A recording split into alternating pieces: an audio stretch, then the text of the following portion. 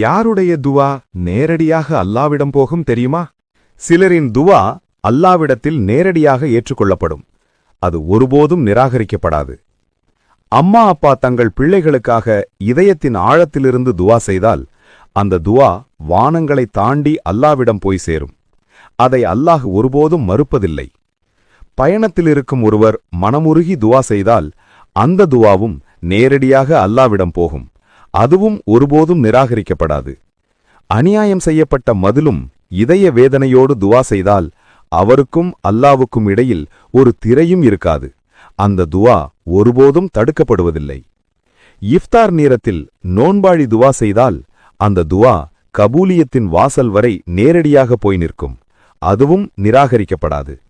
நியாயம் செய்யும் இன்சாஃப் கொண்ட ஆட்சியாளர் துவா செய்தால் அல்லாஹ் அதை விரைவாக கபூல் செய்கிறான்.